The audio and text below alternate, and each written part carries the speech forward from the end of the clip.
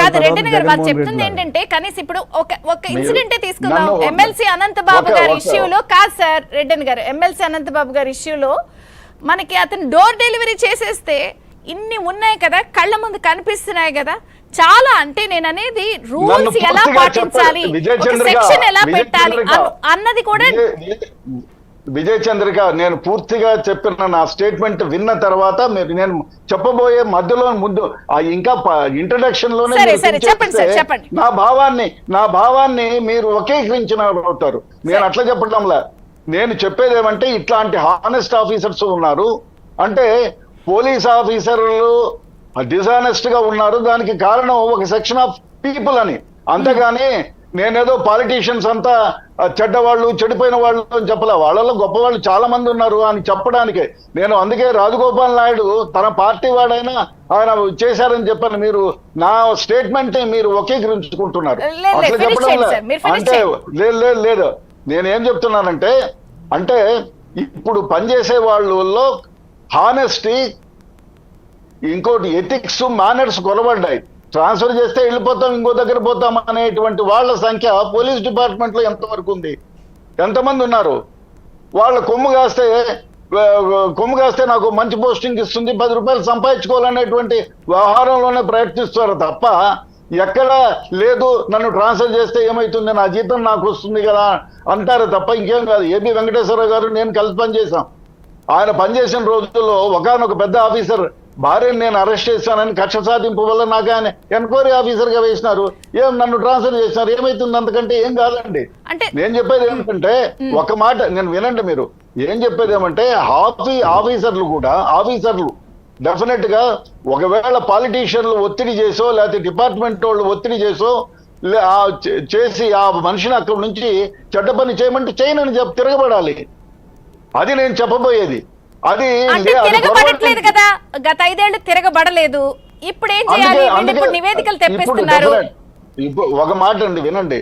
కాబట్టి వాళ్ళపైన ఏవైతే జరిగాయో ఆ చర్యల పైన ప్రాపర్ గా ఇన్వెస్టిగేట్ చేయండి. ఇన్వెస్టిగేట్ చేసి వాళ్ళపైన కఠిన చర్యలు తీసుకోమని చెప్పలే. మళ్ళీ కక్ష సాధింపు చర్యలు కాకుండా నిజాయితీగా ఉన్న పెద్ద మనుషులైన ఆఫీసర్లని సెలెక్ట్ చేసి అధికారుల మీద ఏం కక్ష సాధింపు ఉంటుంది? నాయకుల మీద కక్ష సాధింపు ఉందనుకోవచ్చు, అధికారులు తప్పు రూల్ దాటారు కదా. కాదు నేను చెప్పేది పూర్తిగా విజయ్ చంద్రిక అట్లా కాదు. నేనేం చెప్తున్నానంటే మనం చేసే ఆఫీసర్ కూడా హానెస్ట్ గా సిన్సియర్ గా చేసి మళ్ళీ వాళ్ళకి కూడా చేస్తే ఏమైతుందంటే బయాస్డ్ గా చేశారనేటువంటి వ్యవహారం లేకుండా ఏదైనా ఒక తప్పు చేస్తే there will be some evidence. మీరు దొంగతనం చేసినా, మానభంగం చేసినా, మర్డర్ చేసినా డెఫినెట్ గా ప్రతి క్లూ ఉంటుంది.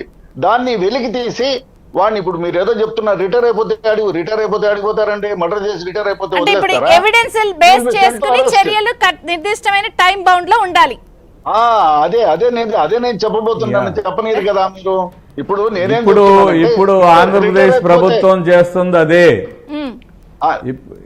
ఇప్పుడు ఆంధ్రప్రదేశ్ ప్రభుత్వం చేస్తున్నది అదే. రిటైర్డ్ నేను చెప్పేది ఏమంటే ఒక సిన్సియర్ ఆఫీసర్ సెలెక్ట్ చేసి ఏవైతే ఉన్నాయో క్రానలాజికల్ లో ఇన్వెస్టిగేట్ చేసి వాళ్ళపైన ఛార్జ్ షీట్ చేయండి. ఎక్కడ పోతారండి? రిటైర్ అయినంత మాత్రం వెళ్ళిపోతారా? ప్రాణం పోతే తప్ప ఏం చేయలేరండి. ఏమి తప్పు చేసిన ఎప్పటికైనా శిక్షించబడాలి. ఇది న్యాయంగా నిర్ణయిత టైంలో చేయాలి. ఇప్పుడు ఇవాళ రేపు చేసిన 50 ఏళ్ల తర్వాత ఉరి శిక్ష ఒక పాయింట్ చెప్పండి, అంటే ఎట్లా ఉండాలి అంటారు ఇప్పుడు తీసుకునే నిర్ణయాలు గాని? ఇప్పుడు సరే మీరు అన్నారు ఎవిడెన్షియల్ బేస్ గా వాళ్ళ పైన చర్యలు ఉండాలి అన్నప్పుడు ఆ చర్యలు ప్రభుత్వం మారినా కూడా ఇలాగే కంటిన్యూ అవ్వాలి అన్నట్టుగా కూడా ఉండాలి కదా? కాదు నేను చెప్పేది మీరు వినండి. అట్లా కాదు. సపోజ్ ఇప్పుడు ఒక వ్యక్తి ఒక మనిషిని ఏదో కొట్టాడో హింసించాడో ఆ రూల్స్ కి అగెనిస్ట్ గా పాటించాడు అనుకోండి, దాని ఎవిడెన్స్ కలెక్ట్ చేయండి, ఎఫ్ఐఆర్ కట్టండి, అరెస్ట్ చేయండి, జైలుకి పంపించండి, ఛార్జ్ షీట్ వేయండి. దానికి తొందరగా ఒక స్పీడ్ ట్రాక్ కోర్టు పెట్టండి. ఒక అఫెన్సెస్ 6 సంవత్సరాలు 5 సంవత్సరాలు జరగకుండా ఒక 6 నెలల్లో జైలు శిక్ష పడేటట్టు చేయండి. ఒకవేళ రిటైర్ అయితే మాత్రం ఏమైంది? అరెస్ట్ చేయలేరా? రిటైర్ అయితే everybody is governed by IPC and CrPC. మనకు చట్టాలు ఉన్నాయండి, చట్టాలను ఉపయోగించుకోండి. పారిపోతాడా లేదా చచ్చిపోతాడా? ఎక్కడికి పోతాడండి? సపోజ్ మీరు ఎఫ్ఐఆర్ కట్టిన తర్వాత వేరే దేశానికి వెళ్తానంటే పాస్పోర్ట్ సీజ్ చేయండి. మీరు రాయండి. అది నేను చెప్పబోతున్నాను. ఆ పూర్తి స్టేట్మెంట్ మీరు వినటల్లా. ఎందుకంటున్నానంటే ఇప్పుడు అవతల చేసిన పోలీస్ ఆఫీసర్లు ఏదో ఒక ప్రలోభాలకు దేనికో ప్రేరితమయ్యో